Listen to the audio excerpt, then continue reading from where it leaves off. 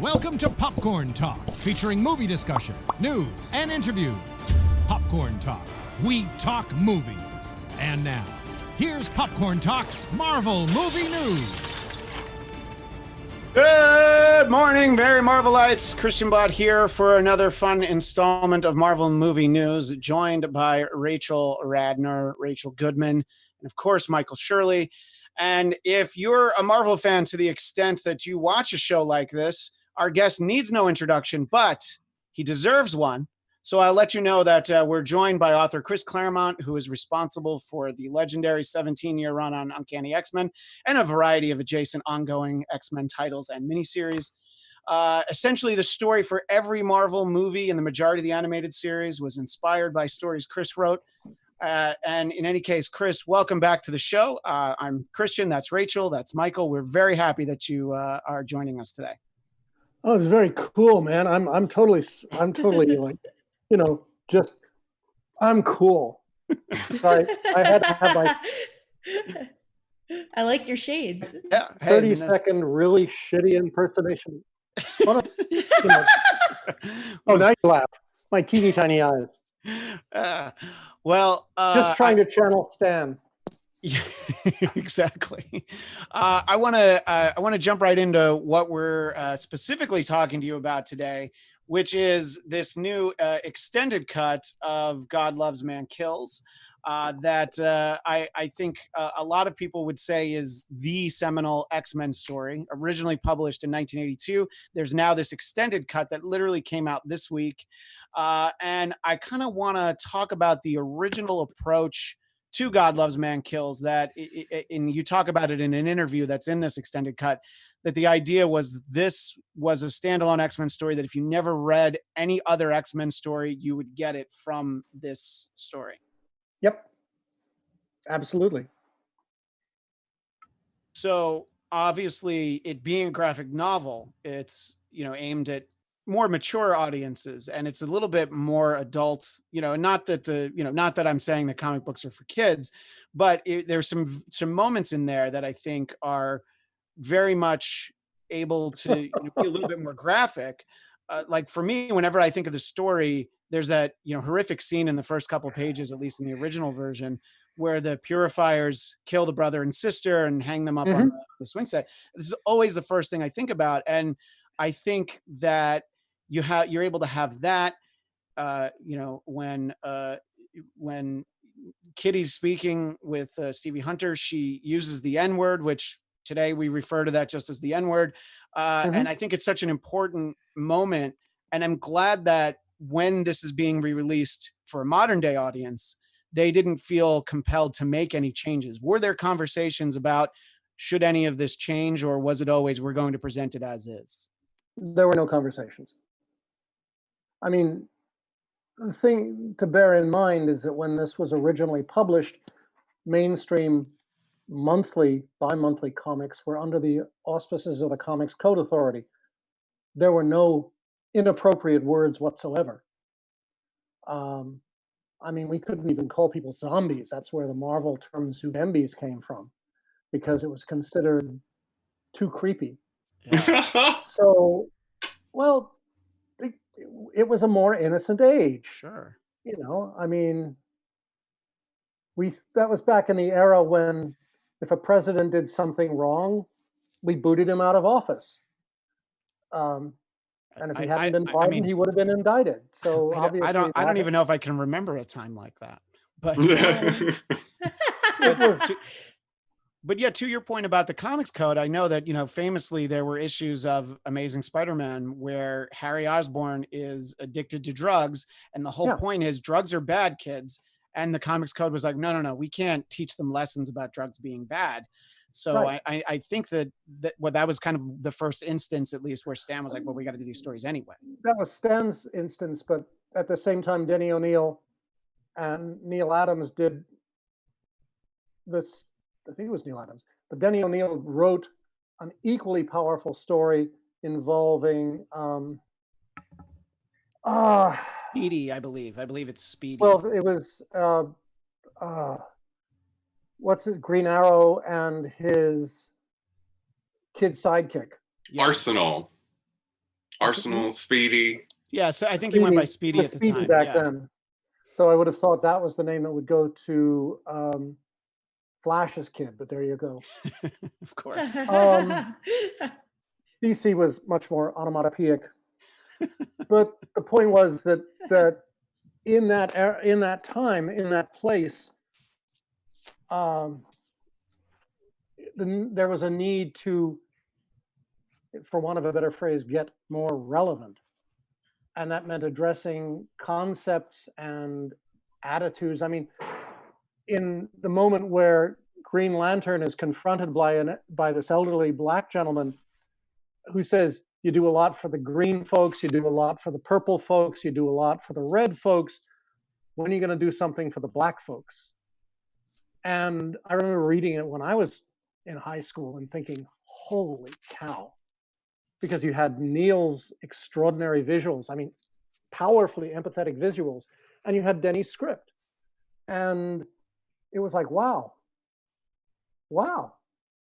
You don't see things like that in a comic book. And those were the first, I guess, shots across the bow of the Comics Code to say, we're trying to grow up a little.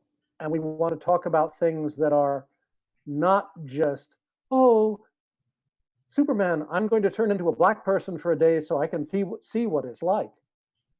I mean, one would think if Superman and Lois were going to do a story like that, the machine would break and she'd be stuck that way and they would both have to deal with it.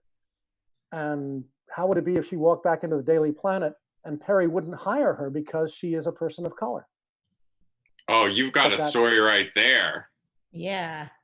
40 years out of date. Well, still, go ahead, Rachel. My question is then, given the time period of when this was first originally published, how did they get around any pushback that might have been given toward the comic for bringing up this topic? Well, that was why it was done as a graphic novel. The epic line was meant to be stuff we couldn't do in the traditional Marvel format. It was supposed to be quote unquote adult material. It'd be like saying, we're going to do an episode of Magnum PI, but we're going to do it in the movies. Why? Well, because we can do stuff in the movies that we can't do on TV. And, you know, it's, for us, a lot of the temptation is, well, we'll just throw in a lot of naughty language. And, or, you know, lots of TNA, because that was where everyone's mind goes in that first instance. And Weezy Simonson and Brett and I, we didn't want to go down that road. We wanted to do a story, as you know, as we said a few minutes ago, if you only read one X-Men story and you want to know what the whole Michigas is all about, mutants, normal people, heroes, villains, this would be it. And that's why the Adversary definitely is someone we couldn't do in a regular issue, because, you know, we were coming right out and saying, this is a major league televangelist, evangelical Christian who doesn't have a clue what it really means. He is a soldier, a ranger who, with the death of his wife and kids, has lost his way. He thought he found it by becoming a minister, by embracing his perception of the Word of God. But coming from the reality of being a soldier, of being a person of conflict, he drew the wrong lessons. He viewed this as a war, a battle between good and evil, between Christianity and everybody else. And he defined his actions on those terms. It's not to say that belief is bad or that religion is bad, but you can get off the track from the best of intentions as easily as you can from the worst of intentions. And I thought that, and oh, sorry. And the key to this, for me anyway, is the person who finds the kids, the person who has the initial reaction to what's happening, who looks at it and says, this is 1940 all over again, is Magneto. This is the world he endured as a child and will do anything to prevent it. And what I was trying to say, Brett and I were trying to say in this story is, yes, Magneto is the adversary, but he's not the bad guy. And it comes down to, at the end, him saying, see, Charles, I was right. I know. Sorry. No, go ahead. I know initially when the idea for this story came up, they wanted Magneto to die in the very beginning. If you'd had to stick with that, how would that story have even worked? I would have found a way, but no, having Magneto, I mean, if you look at the Neil Adams, when Neil did 5 or 6 pages to demonstrate his approach to the story, it's a wonderful superhero moment. It's a battle between the X-Men and Magneto. Buildings fall on everybody. I look at that and I think, oh, okay, Spielberg, go to town. But it wouldn't have been the story that Brent and I told. It wouldn't have gone the direction that we wanted to, we and Wheezy wanted to go in. And I don't know if it were as powerful, it would be for totally different reasons. This is not a story about superheroes. It's a story about people. It's a story about the 8 of them coming face to face with what it means to be an X-Men, why they're walking down the path they're going, and why a lot of the perspective bounces between Kitty and Illyana. The kids are the defining moment here. The adults, they run into trouble, but the kids are the ones who end up saving the day or trying to save the day. And it focuses in on Kitty with Stryker saying about Nightcrawler, you dare call that human? And Kitty saying, yeah, if the choice is you or him, I'm going with him. Why? Because she knows that Kurt, for all his physiognomy, is probably the most devout Christian they know. Because Kurt's decision when he was young is, I can either hate myself or I can figure out that if I look this way, it's because God made a decision. If I say that God made a decision to make me a monster, does that make God evil? And if God's evil, what the hell is the point of my life? So he decided, finally, God did it for a reason. Therefore, being ethical and human, I've got to find the reason and live as much of my life as humanly possible by the tenets laid down in the New Testament. Because I went back and read the whole flipping book and, and listened to evangelical preachers for like 6 months, all on TV, of course. And to me, it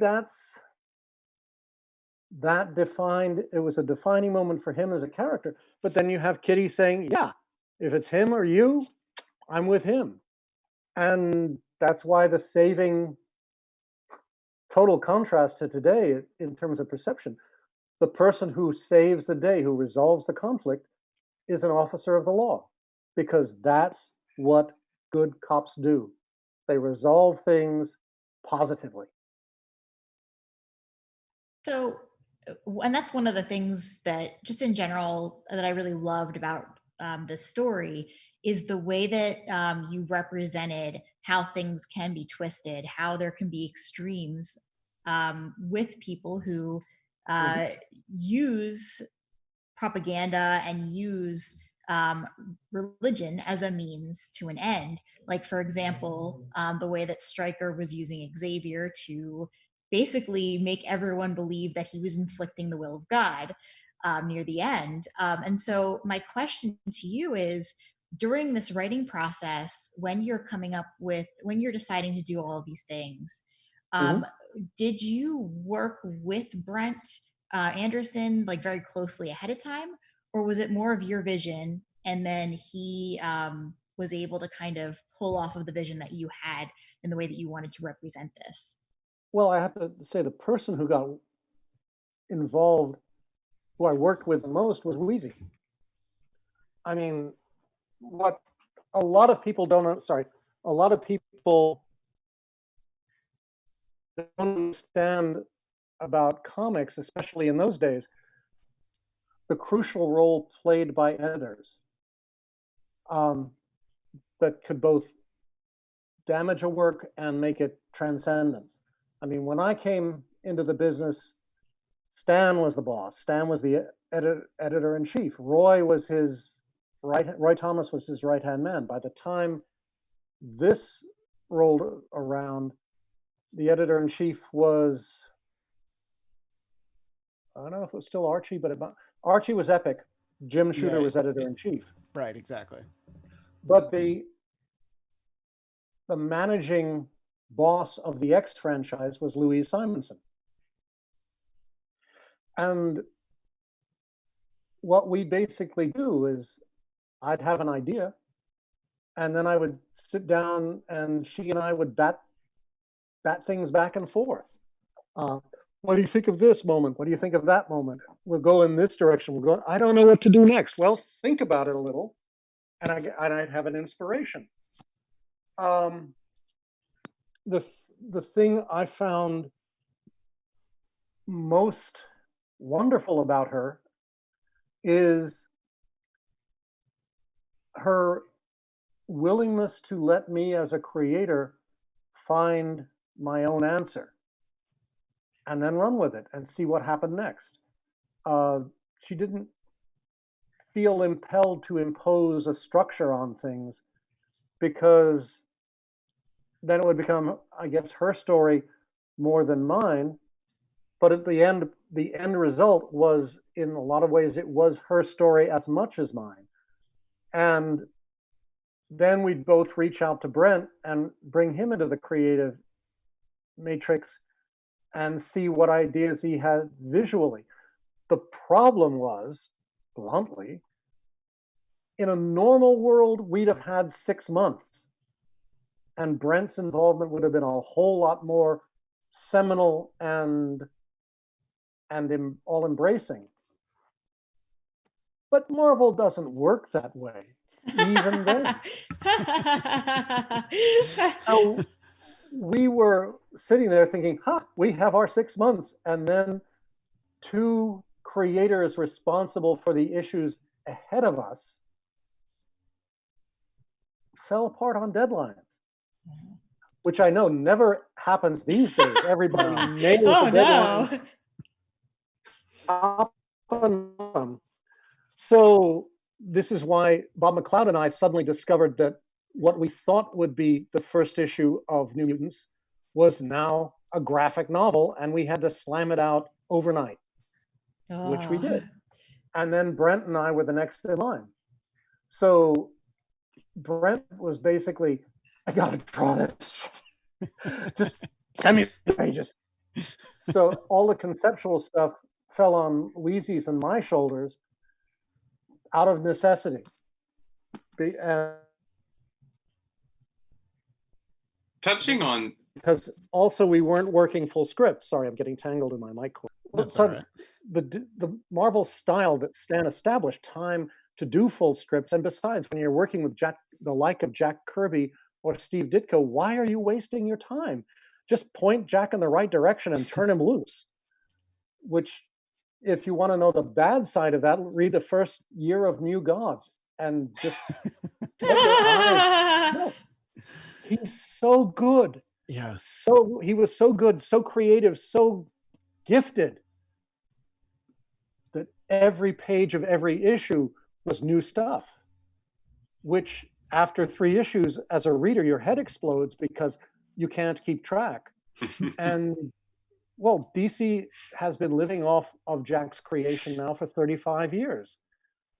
But Stan knew how to edit him, which is to pare it down to the essentials that get you through that story and set up the next story. But to Jack, he's looking at all of his cool stuff being thrown away by Stan or postponed by Stan, and it made him crazy. The same thing sort of happened to me and John Byrne. John would draw this neat stuff and want the story to go in direction A, and I'd look at it and say, oh, no. B is so much better. And I'd just rewrite it. Yeah. And after 30 issues, it got to a point where John couldn't take it anymore. It would be like me writing a plot or writing a story and having the artist go somewhere completely different. And I'd have to figure out how to make it work, which happened to me a few years later. Sure. So with another artist who shall remain nameless. But that's it. Comics then was a totally interactive industry.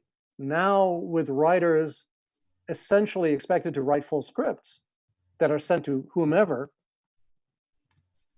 sometimes it can work, but sometimes, as with the last few jobs that I've done for Marvel with Salvador Larroca, it's like, for my attitude is, why am I doing a full script? This is Salvador. He can draw anything. And the editors fortunately have agreed with me. So you find the right creative structure for each partner in turn, and you find a way to go with it. In that same vein, the characters, you've created so many epic characters, and so many of them have gone through so many costume changes. So, the first one's going to be like really important. When you're first creating a character, I'm sure it's different now than it was then, but how much did the writer or just you get to put into what the character's costume looked like and how they looked? The irony is, I just got copies of the omnibus, giant size, natural sized edition, honoring Dave Cockrum. That's, I guess, is just coming out. And looking through that book, you will see exactly what I'm talking about in the sense with Dave. I mean, a lot of artists, if you ask them to design a character, will make a design, and that's it. With Dave, for Phoenix, for example, we talked about who she was, who we wanted Jean to be, what Phoenix could do, what did it mean? And then he went off and thought a little and came back and started sketching. And by the time he was done, we had 36, 40 designs. They weren't all unique designs. He had about a core of 7, but we would find different way, is it a full body suit? Do we turn it into a bare waist? Do we turn it this color, that color? Boots that go to the thigh, boots that stay at her ankle, gloves that go round and round in circles, capes. We would play with it. He would play with it. And we look through and say, well, if we took one from column A and put it on column B, okay, let's try it this way. Maybe not. Maybe we'll give her glasses. No, that didn't work either. You keep playing until you hit the right synergy. And then you think, oh, bingo. Then you have to find the color. So with Phoenix, it went around and around the circle. And again, some of these ideas were swiped for other characters. For example, in his case, Nightcrawler was originally intended for the Legion of Superheroes. So was Storm as a character named Black Cat. Looking at color hardly changed from the original concept to what appeared in X-Men. Black Cat changed phenomenally when she became Storm. But that's what Dave does. He would play with concepts, play with characters, play with realities, and bingo. A talent like him is extraordinarily rare. B, it's not something that's done today simply because I don't know. That's an editorial decision. I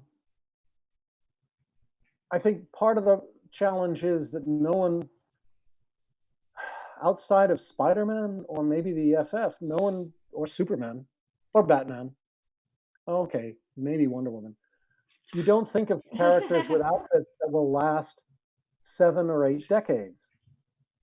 I mean, thinking of it, it won't be long before, well, you know, when Spider-Man was created a century ago. Wow. Yeah. Oh, sorry, my screen just shut off. Oh, well, we still see you. Yeah. But, no, but I mean, to think that we're talking in Marvel, we're talking about characters who were created 70 years ago. Are these outfits relevant? Well, yeah, they work. Why? Because Iron Man's armor is cool, and yet in the movies they found it a way to make it more cool with nanites. Yeah. Spider-Man, much.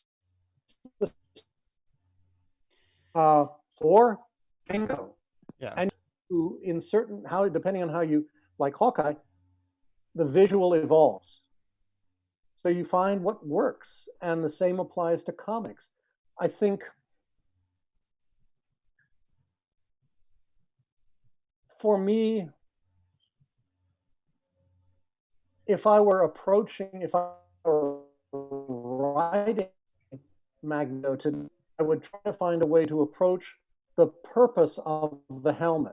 It shields me from telepaths. Okay, but you realize if someone hits you on the head with a hammer, that's gotta hurt, just from a alone. So is there anything else that helmet does? Well, I was thinking, okay, when he's in space, yes, the helmet links up, you know, there are membranes that automatically extend to the rest of his costume, and bingo, he's in a pressure suit. Over the years, my conception of, for example, the New Mutants or the classic X-Men armor, well, costume, well, it really looks kind of weird, just, you know, very 60s. Yeah, but what you don't realize, it's nanite body armor. It survives impacts from all manner of energy and projectile weapons. It'll protect you whether you're underwater, in vacuum space. You can survive whether you're in winter, Antarctic winter, or Saharan summer. Bingo! You can do anything with a skin-tight costume because A, the character looks good, but B, you control the words. And the words are what are used to define the material, the costume, the person. So you play. You find as things evolve, so does the storytelling or the way you structure the storytelling.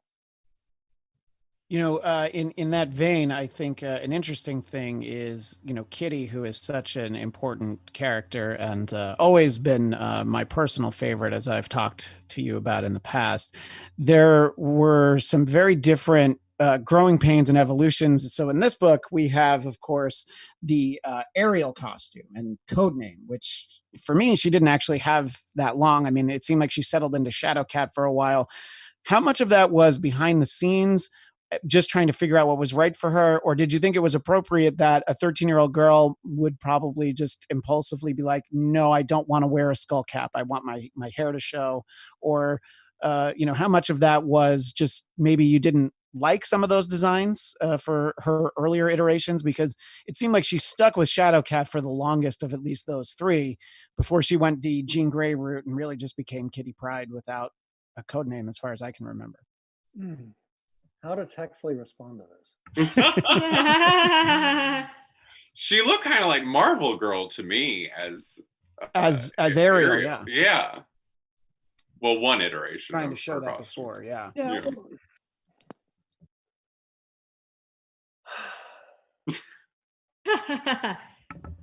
The thing to bear in mind, at least, again, we're talking a while ago. Sure. Is she was 13,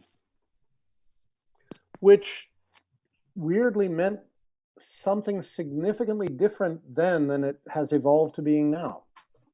For us doing the book, or for me writing the book, to be 13, whether it's her or Wolfsbane or Bobby for that matter in New Mutants, it means someone's at the starting point of adolescence, which is where everything changes. She hasn't made up her mind. She doesn't know who she is. She hasn't a clue what's going on. All she wants to do is, oh my God, I'm in junior high, you know. Right. And in Kitty's case, much as John really is pissed off at me, how do I differentiate her from everybody else in the team? She's the smart kid. Why? Because smart kids are loners, and smart kids feel oppressed by the world around them, i.e. everybody else. And smart girls are even more screwed up or screwed over than anybody else, because in those days, girls were just supposed to be ornaments. And having, the only thing that would be worse is to be a black smart genius and be oppressed on every level. So, and she was from Chicago, which, always has to deal with New York. Yeah, of course. Well, So I know this because I have a chunk of family in Chicago, and we would talk about this every now and then. Yeah, they're literally referred to as the second city. They're telling you, New York's better than you, right, Chicago? Yeah. And Saturday Night Live has been living off of Second City graduates for the Yes. last 40 That's true. That's very true. You betcha. So how did you get into? How did I get into? So how did you get into the mindset of a 13-year-old girl to be able to write her? Because reading this, I love how you represented this age period of a female. Well, Wheezy's daughter, Juliana, was 13. Her best friends were a set of identical twins who were 13. I took notes. Because that's what writers do. It's like there's a seminal moment from that, Wheezy and Walter were away for a couple of weeks. They came home, and Wheezy gotten a haircut. Her hair was really short, and Walter had shaved. I don't know if you've seen any pictures of Walter. It's like, he's gone the opposite route now. He's totally Letterman. But they walked in the door. They walked in the door of their apartment. Juliana took one look at them and ran away in tears because the reality of her world had changed, and no one had asked her. Well, I swiped that one. Yeah. Aurora comes back shows up at Wolverine's wedding with a mohawk, wearing skin-tight leather, and Kitty is like, "Oh my God, the reality of my world has just gone." And the only worst thing would have been if she'd showed up with looking like that, with Yukio as her date. Well, referring to that, there's a question in the chat that kind of ties into this. It's from someone named Sam Edmonston. In the present day and in more recent years, the idea of having gay characters is more acceptable, and characters that you write. I mean, you co-created North Star, and then obviously Bobby Drake was somebody that you were able to write for a while. Were there ever any inklings that, even if it's not those characters, I would point to Mystique and Destiny? I always felt like they had that sort of a relationship. Was there something that you were like, I feel this in my head, but Comics Code Authority editorial won't actually let me put gay characters in a book that is essentially for children? Well, okay. As far as Mystique and Destiny goes, they've been together since the mid-19th century. By together, they're not only working together, they live together. Sure. Draw your own conclusions. It's a happy-go-lucky treat because Mystique can be anything Destiny wants her to be. That's true. And Destiny being blind, at least in the present day, it doesn't matter. Yeah. At least in terms of, okay, who are you now?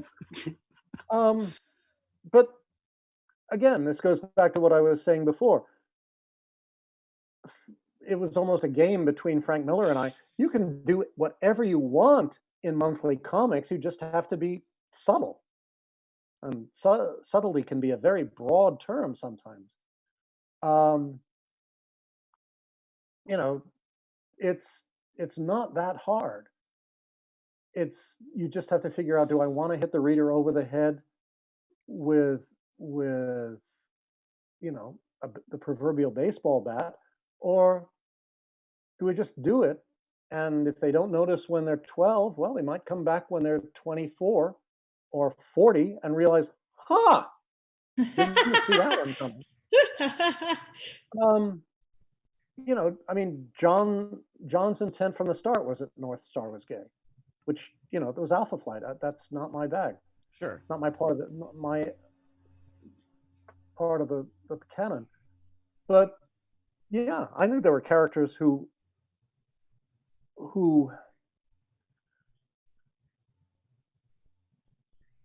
certainly could raise questions. I mean, all you have to do is follow the relationship of Kitty and Ilyana for years, and in a way, how pissed off. Well, all you have to do is read Days of Future Past. In the last scene, where Rachel's holding Kitty and saying, you know, I love you. Well, is that a kid saying something about a mom figure? Yeah. Okay, maybe. You know, it for me as a writer, for the being trained in the era I came from, and perhaps to a large extent still inhabit, a lot of this falls under the heading of none of your damn business. No offense. No, sure. You don't walk up to someone and say, "Hi, I'm Bill. Are you gay?" You know, it's like, any more than one should say, are you a person of this color or that color? Are you a communist? Yeah. It's like, if they are a good person, bingo. Couldn't you not be satisfied with that and move on? You might discover all the other elements as you go, organically out of the interaction between people, but that's I guess like life. You shouldn't hit people over the head right off the bat, because then that caption, that moment becomes, that's the story. Well, maybe it can be, maybe it isn't. You know, it's like I'm working on an idea where you think Nightcrawler's true love is Amanda Sefton. Yes, a good-hearted, heroic, almost heaven-like sorceress. And then we threw in Bloody Bess, or I threw in Bloody Bess. Psychotic killer. Yeah, but Kurt looks at her and goes, there's something about her. And she looks at him and goes, something about you. So I mean, it's a yin-yang. Everyone looks at Kitty and Peter and thinks, that's the relationship. Yeah, she's 13, he's 19. Maybe it's a relationship, though he better keep his hands to himself. Yeah. Trust me, that conversation came up more than once in the book as well. You know, where Kitty's, you know, when they're fleeing the brood, and she says, "Oh my God, we're all going to die. You want to do it?" And Peter's looking down at her, and Paul Smith, he drew like the most innocent 13-year-old imaginable in the most traditional nightgown. I mean, it's like you could not get any more 19th century perfect than that. And Colossus does the hero thing. He says, "I know how you feel, and perhaps I feel the same way. But this moment will never come again in your life. And if we survive tomorrow, you can't go back once you cross that Rubicon." It's not exactly what he said, but that's the essence. No, yeah. But yeah, I mean, he said, You're 13, kid. Grow up a little. Yeah. Well, Let's- a character you That's the create. subtext, but that's what it should. I mean, for me, if we're gonna get on a soapbox, that's it. She's a kid. Yeah. Which a few years later, when she's 16 and in the clutches of um, uh,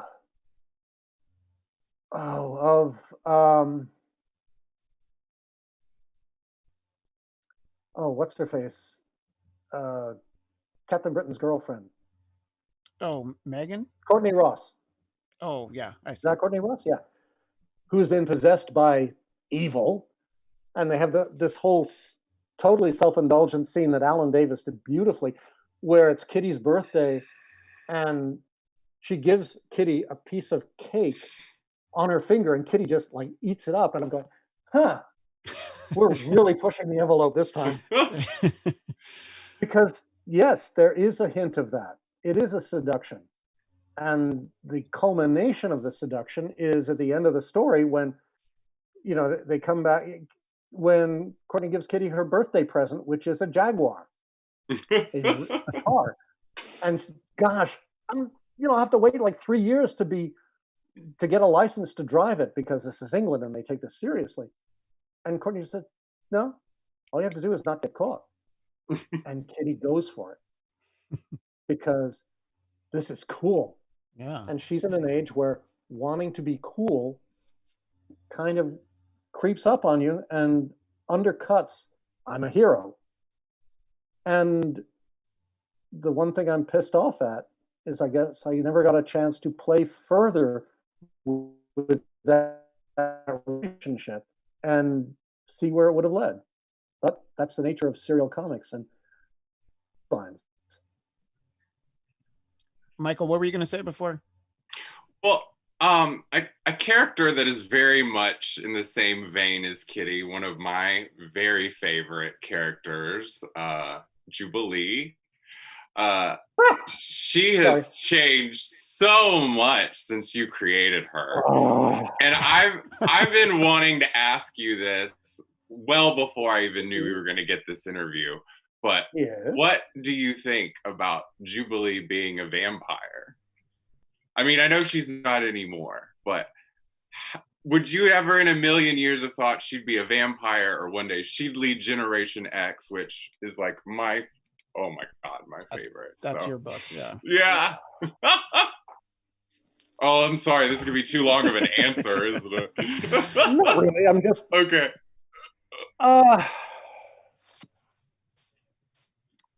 Well, it's funny because I read a review of God Loves This Morning where the guy who wrote it said, what I don't understand is why Kitty looks like someone in her 40s. You know, shouldn't she be in her 20s? And the interesting thing is Brett and I went around the block with Jordan on this, starting with, okay, how the old is she? And what do you mean? Well, if you look at the Marvel structure, Reed's like in his 50s, 40s, 50s. He's the older guy. Why? Because he's got all this white hair, discreetly on his side, but it's all there. And you work down from there.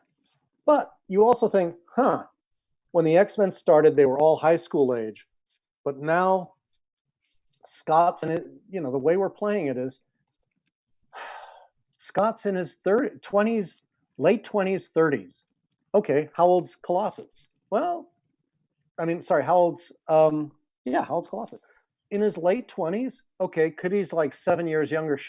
So should she be in her early 20s? Okay. Then I see an issue where Colossus has a beard and he looks not in his 30s. He looks older. And I'm thinking, this goes back to an issue years ago when the writer of Excalibur wanted to have a relationship between Kitty and Pete Wisdom. And, my head's exploding right from the start, but it was pointed out that she's underage, legally underage, especially in England. You can't do that. So boom, he bumped her up to her early middle 20s. Except that our points were raised. This isn't DC. We don't do that. Everything's interconnected. If you bump her up 6 years, then Peter Parker is like in his 30, pushing 30. If Peter's pushing 30, Tony Stark pushing Robert Downey's real age. If Robert Downey is that age, then Ben and, I mean, even if you go back 25 years, okay, so we're talking first Iraq War instead of World War II. But it still starts to get really, really complicated in dealing with the Marvel Universe. So the decision we got was that Kitty kind of play late 30s, young late 30s. And believe me, the Brett's original sketches were older. So we cut her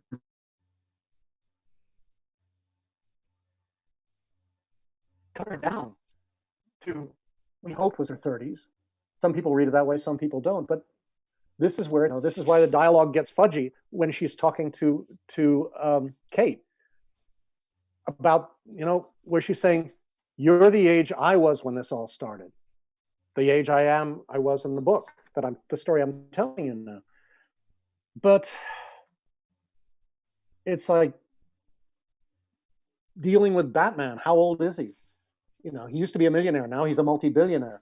How old is Superman? How old is, Peter Parker when he started out, he's in high school, for God's sakes. Now, I mean, look, if you watch the Spider-Verse movie, you've got like a whole bunch of different ages, all of which work in the movie, but making them work in a monthly comic book gets complicated. So my short answer is Jubilee was there to be the pain in the ass innocent. I mean, she, Wolfsbane, Kitty, Illyana in the beginning, they were supposed to be the gateway for readers who are in middle school. If you That's want how older, I got hooked with Jubilee. well, but that's it. I mean, I would collect the cards, and then I got a little older, and then you introduced Jubilee, and she's like around my age, so I think, oh wow, what's that? And then that's how I started reading the comics instead of just collecting the cards. Well, then on top of that too was my wife and her little sister, going back to when the character was first from the animated series, they're Chinese American. So that was another level in which they identified with her. So she was younger, and it was like, look, there's somebody on TV that we feel like looks like us. So I think that it's an important character, and for some reason, I don't know how aware you are of this, people really like to make fun of Jubilee. I think, don't like the character, and I think news to me. I think she's a very interesting character. I'm just talking about from the era which you were writing her. Some of this other stuff is news to me, what Michael's talking about. But I don't, and just the idea that she was basically homeless, living at the mall when we meet her. I just thought it was such a rich character. The backstory of that is her parents were mainland entrepreneurs who lived in Los Angeles, making millions. We were at the start of the Chinese breakout. But then something happened. What happened? We don't know. But it involved the Chinese consulate, and that's that. Well, Jubilee was supposed to go back to China with with the rest of the family. She said, because she was born in the United States, screw that. No. So she goes to the only place she knows as a safe haven, which is the mall. Remember malls? They existed before we got, before Amazon. Well, is it hard to accept, when such drastic change as they get older and you're not the writer anymore, and they make her a vampire, and then they make her not a vampire, and then she's leading the team she was the kid in. I'll take the rap for Storm being a vampire because I wrote the stories. but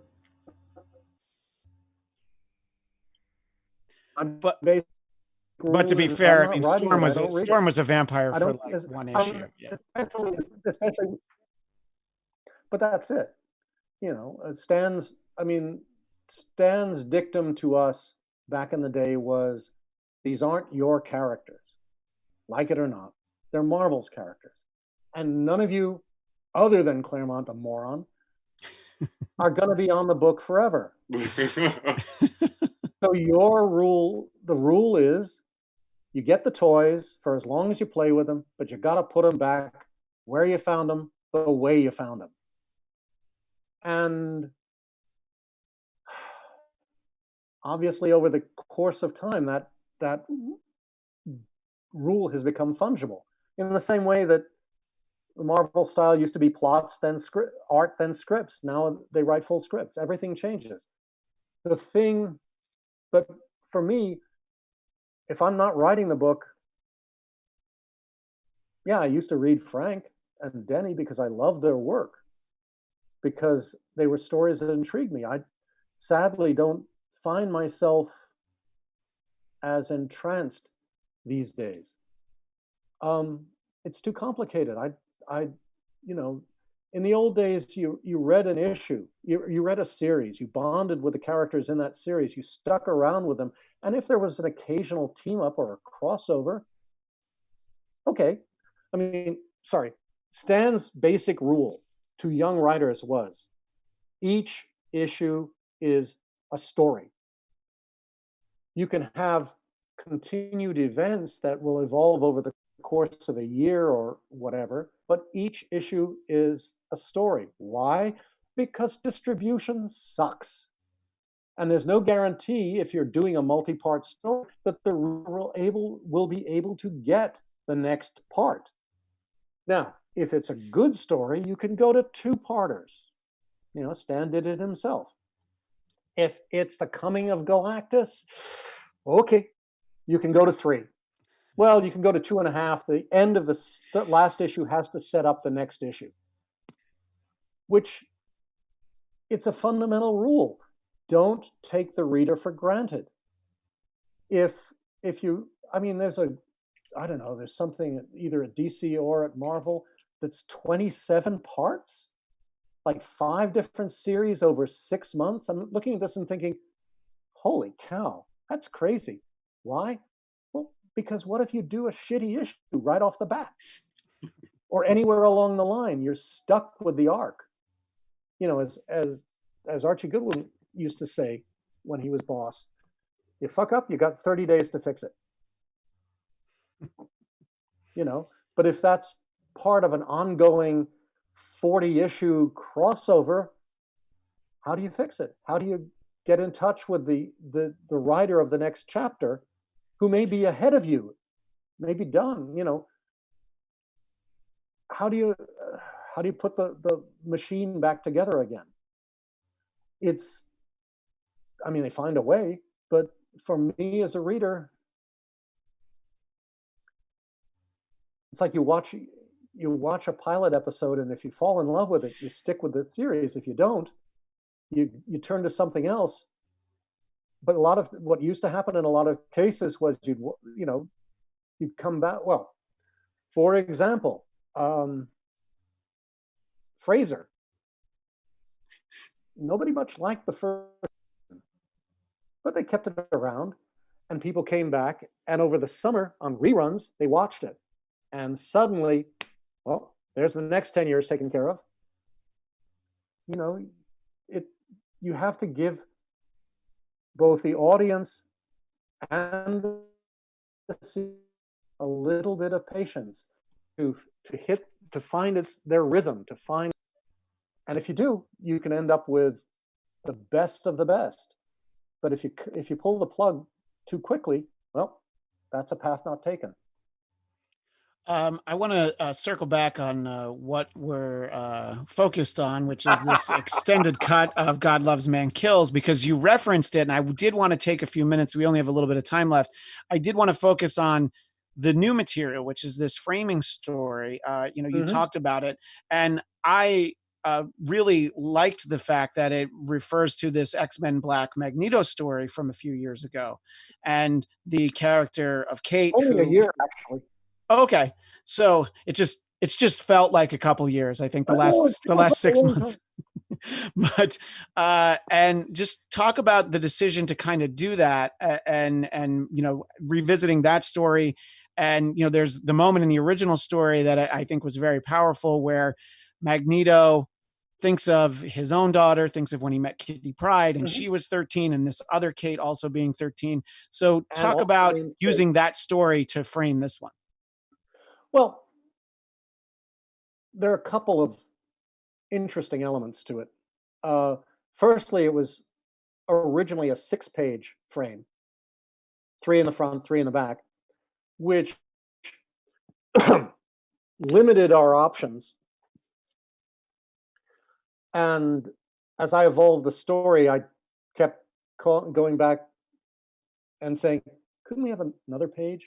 Well, actually, another page would be, how about 10? But you said 6, but I'll raise you to 10.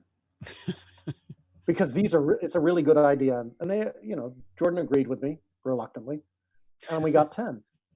But I mean, as I started to say, I read this online review this morning, and the critic didn't like it because it's like, I was expecting something brilliant, but all we have is Kitty showing up and talking to this kid and setting up the story. And my feeling is, yeah, because that's what an intro does. Ideally, when you see how we get out of the situation at the end of the second issue or the back of the graphic novel, it will all fall into shape or not. But from Brent's point of view, holy cow, I get to draw the dragon. Cool. It's, I wanted to find a way to, because the world that exists today is in many respects different yet scarier, different yet the same yet scarier than the world when I wrote it. I mean,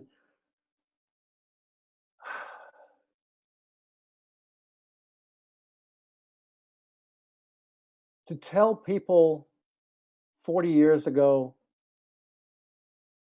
that your government will collect families, separate parents from kids, put them all into detention centers, that defying court orders to reunite families on all sorts of excuses, and not care about shielding them from a global pandemic. Just the concept of a global pandemic itself was scary enough.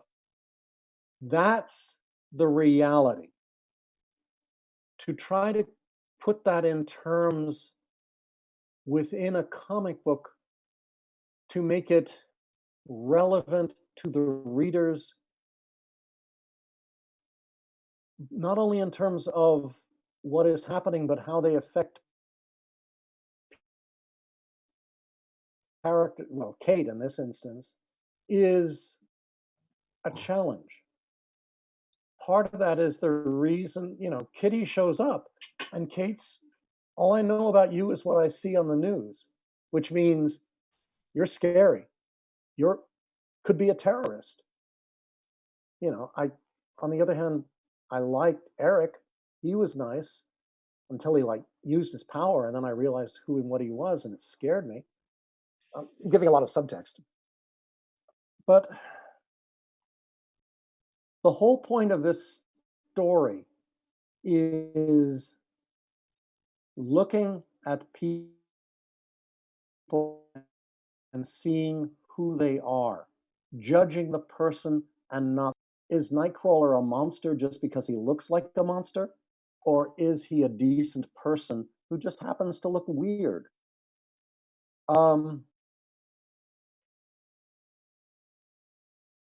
Is there a part of us that will say mutants are okay, but we're only going to consider them 2/3 of a real person, and we won't give them the right to vote? I mean, that's traditional, isn't it? There's precedent. There is a subset of this country that might feel otherwise.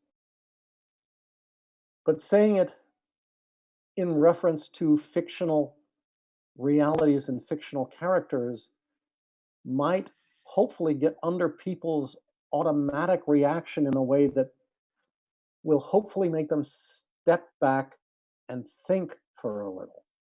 What does this mean? What do the words of the Sermon on the Mount mean? Look at the weakest among you. Look at the hurt. Look at those who are oppressed. Do you not consider them your brothers? Well, maybe, kind of, or not. The same goes here. It's like, hi, I'm Kitty. I'm Kate Pryde. Oh, you're a mutant. Yeah, like Magneto, like Eric. I thought we could sit down and talk. Okay, but the TV says you're scary. You're a terrorist. Well, let's talk, and you tell me. Well, there's never been a more appropriate time than now for an extended cut of this book.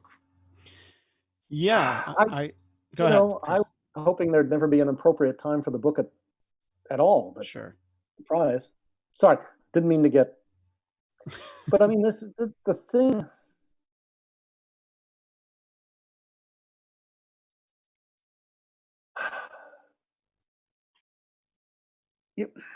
I'm sorry. It's just.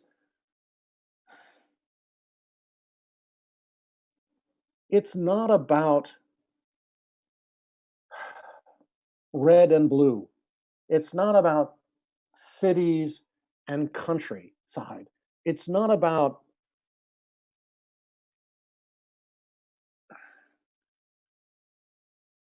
Alabama versus Massachusetts. It's about who we are as people.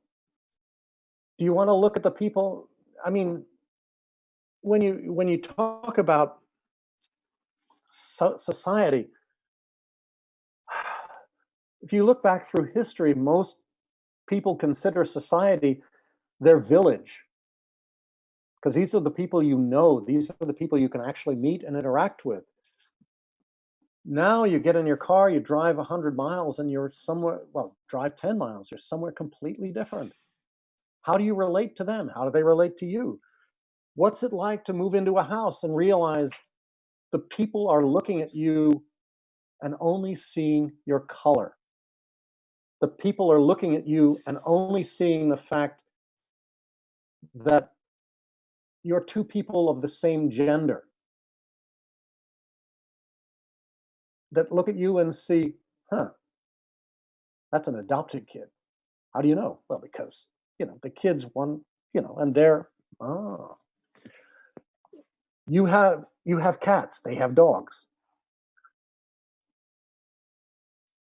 It shouldn't, I know I sound so naive. It shouldn't be that way. It shouldn't be that, hey, I fly on a $60 million jet. Why? Because my parishioners gave me the money to buy the $60 million jet. And when we come to church, there are 10,000 of us in the pews. And it doesn't matter that we're all standing side by side because we're protected, because we're on the right side. And it's like, why not just think in terms of we should all look out for one another. We should all think of one another. We should all take a step back, because you're making me do it, but because if I am sick, especially if I don't know it, I could make you sick. And I don't want that, because I'm a decent person, you're a decent person. Bingo. And hopefully they will look at you and say the same thing. It doesn't matter that you're a Red Sox fan and I'm a Yankee. Well, maybe it does matter. Well, yeah, that's when you get very specific. That's when you get very specific. But I mean, the point is, the point of this story and the point to an extent of the frame is, the front is the setup. Hopefully the back of the book is the payoff. But don't just react. Think for a moment. Think about what you're saying, what you're doing, what they're saying, and what they're doing. If someone says something that you feel is wrong, yeah, you could punch them in the face. But why not talk first and see why they think that? And maybe they'll if you can listen to them, perhaps they will listen to you. It isn't ideal, but I write comics. That isn't the quintessence of fantasy and ideals. What is? Yeah, and look, I think that the story works, but also the appeal to the X-Men is just how identifiable it is. If you look at it as a metaphor for your own ethnicity, maybe your sexual orientation or anything, you can always relate to this idea of they don't like you because you're different. And I think that this story took it to, this sort of mature level with a capital M, especially for 1982. And I think including the more modern concern that was addressed in that Magneto X-Men Black story, literally the children in cages that was in the headlines at that very time. And you're right. I mean, it's a timeless story, which it would probably be more appealing if it was like, oh, think back to 1982 when the world was still like that. We've come so far since then. Chris, I could talk to you about this for another hour and a half, but I want to let you finish your thought. And I have one question from somebody. We've gotten so many questions from people, but I do want to let you finish your thought. I'm not going to ask question. Well, I'm not going to, because it would get me into a lot of trouble. So sure. Well, we don't want that. It isn't fair. Yeah. Well, but in any case, so we'll wrap up in a moment, but Derek from Michigan wrote this, and the concept of his question might be horrifying for you to think about, but had you continued to write X-Men, what do you think the characters would be like now today, nearly 30 years later?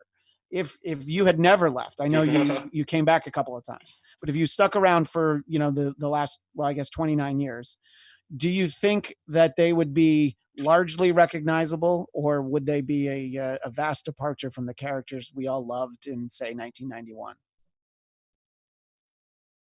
Well, my first solipsistic reaction is I'd like to think the comics industry would be a whole hell of a lot more successful. Sure. We'd keep saying, no, I mean, my basic plan was, if I'm writing and you're reading, use every 100 issues as a benchmark. And 101, issue 100, we just got off the ground. So what did we do? We introduced Phoenix. Issue 200, well, we got Gambit coming in now and Jubilee. So the idea was you have a core group of characters like Logan, like perhaps Cyclops, but even then I wanted him to retire. That's why he met Madeline and went off to live happily ever after.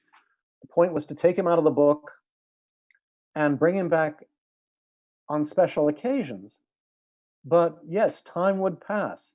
But that means superheroes have to grow up. They have to go and live a real life. Because, I'm sorry, running around in skin-tight costumes is not a real life. Well, because who the hell pays their taxes? Who the hell gives them spending money, for God's sakes? Sure. Who does the dishes at the mansion, or on Genosha for that matter? Yeah. But don't get me started. No, yeah. About that. Well, at least for the Avengers, the answer is Jarvis. Jarvis does the dishes. But for everybody else, I thought Jarvis was a self-aware computer. Well, he is now. Oh, no, You're right. I'm thinking of the Butler Jarvis, but you're right. My references are very dated. But Tony Stark is covered by the DC paradigm, which is somebody in your team is a multi-billionaire. Yeah, He or she or it foot the bills. it's true. I mean, no, that's why one of the first things I did on Doctor Strange was he runs into a friend, an old acquaintance who's an accountant who goes through his books and realizes, you haven't paid taxes in years. How do you pay the bills? He says, oh, and he just walks over to the safe and opens it up and it's full of gold bars. And it's like, she goes, oh, Yeah. you're a magician. I feel like an idiot. There are lots of ways to wiggle around it, but the best thing for me about Spider-Man as a young person, as a young adult, was how does Peter pay his rent? Because I was in New York and I couldn't figure it out either. How do I pay my rent? So this is a way of bonding. But every 100 issues, we nudge the group in a different direction. And you try to find a way to surprise people. Maybe Storm and Forge do go off together. You find the thing that catches the reader by surprise that they don't see coming. That, the hint I put at the end of X-Men the End, Kitty does find true love. Yes, her first child is a girl who's a redhead. So who's her significant other? Well, how many people does she know who are redheads? Right. And have superpowers? Well, I don't know. You figure it out. Or not.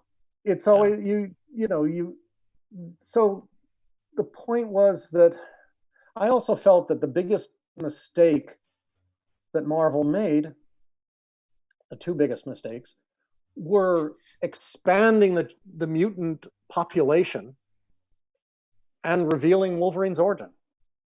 I mean, I think that was just ugh. Yeah, I think the baby step where you actually see him in the tank getting the adamantium in, I think that was interesting. But then when it's like, well, he fought in the Civil War and then he did all this, and I was like, no, I liked when we just didn't know. I have no problem with him fighting in the Civil War. I might have gone, I might have thrown in which one? Oh, that's a great point. Yeah. Rome. Yeah. What? Yeah, he goes way back. So does Sabretooth. It's but the thing is that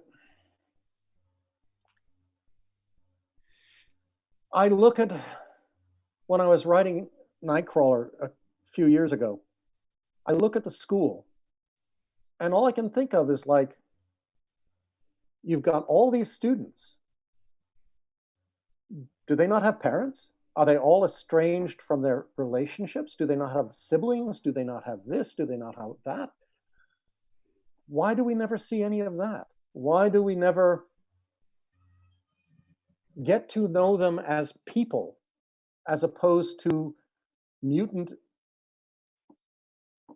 iterations? The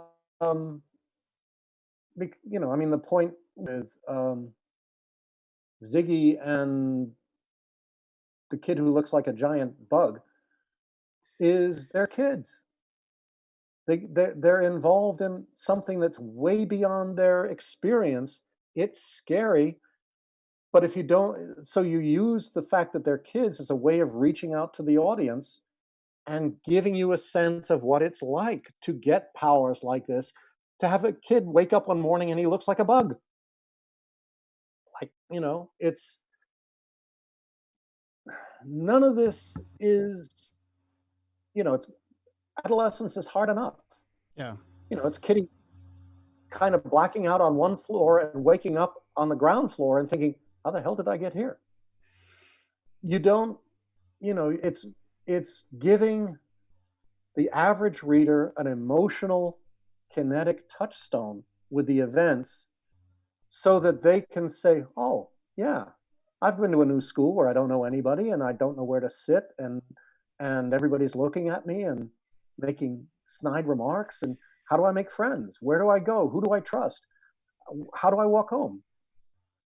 Who do I sit next to on the bus?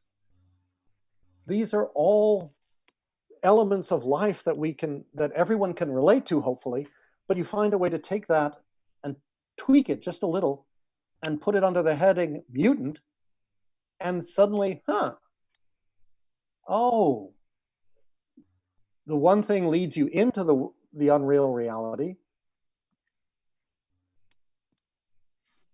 but what happens in the unreal reality can perhaps give you a touchstone reality and better understand the world you live in and the people who live around you. I mean, maybe that's getting a tad too pretentious, but that was always my kind of goal. When you have all of your characters living in this bubble